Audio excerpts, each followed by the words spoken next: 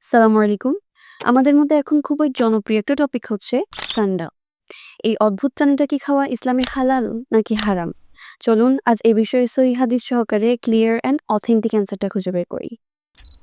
হাদিসে এসেছে ইবনে আব্বাস রাদিয়াল্লাহু আনহু বলেন, সান্ডা নবীজির সামনে পরিবেশন করা হলে তিনি তা খেতে অনিচ্ছা প্রকাশ করেন। কিন্তু তিনি বলেননি যে এটি হারাম। এরপর খালিদ ইবনে ওয়ালিদ রাদিয়াল্লাহু আনহু তা খেয়েছেন। সহিহ মুসলিমের ৫০১৯ নং হাদিস। অন্য হাদিসে হযরত খালিদ ইবনে ওয়ালিদ রাদিয়াল্লাহু তাআনহু বলেন, আমি সান্ডা খেয়েছি আর রাসূল সাল্লাল্লাহু আলাইহি ওয়াসাল্লাম দেখেছেন। তিনি কিছু বলেননি। আর এটি হচ্ছে সহিহ বুখারীর ৫৫৩৬ নং হাদিস।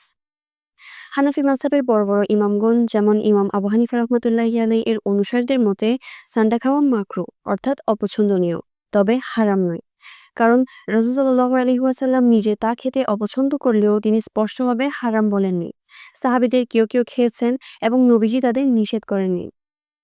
ফিকহের কিতাব আল হিদায়া এবং ফতোয়া শামীতেও উল্লেখ রয়েছে এটি খাওয়া মাকরুহ কিন্তু হারাম নয়, যদি তা ক্ষতিকর না হয়। তবে এখন অনেকেই এই সান্ডাকে গুইসাপের সাথে তুলনা করছে।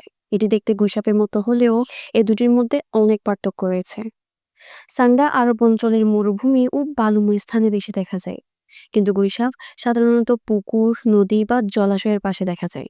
আবার গুইসাপ হচ্ছে খুব শক্তিশালী ও দ্রুতগামী, কখনো কখনো হিংস্র আচরণ করে। কিন্তু সান্ডা ধীরগতি ও শান্ত প্রকৃতির। গুইসাপ হচ্ছে মাংসাশী প্রাণী, অর্থাৎ তারা মুরগি, ব্যাঙ ইত্যাদি খেয়ে থাকে। কিন্তু বিপরীতে সান্ডা শুধুমাত্র লতাপাতা বা কীটপতঙ্গ খেয়ে থাকে। গুইসাপের মাংস যতটা শক্ত, আবার সান্ডার মাংস ঠিক ততটাই নরম। আই হোপ সান্ডা এবং গুইসাপের মধ্যে পার্থক্যটা আপনারা বুঝতে পেরেছেন। সো হাদিসের আলোকে এবং হানাফি মাযহাব অনুযায়ী সান্ডা খাওয়া হারাম নয়, বরং মুবাহ বা মাকরুহ। যদি কারো পছন্দ না হয় তাহলে না খাওয়াটাই বেটার। যদি এই বিষয়টা নিয়ে আর কোনো কোয়েশ্চেন থাকে বা অন্য কোনো টপিক নিয়ে জানার থাকে, তবে কমেন্ট সেকশন জানাতে অবশ্যই ভুলবেন না। Thanks for watching. আসসালামু আলাইকুম।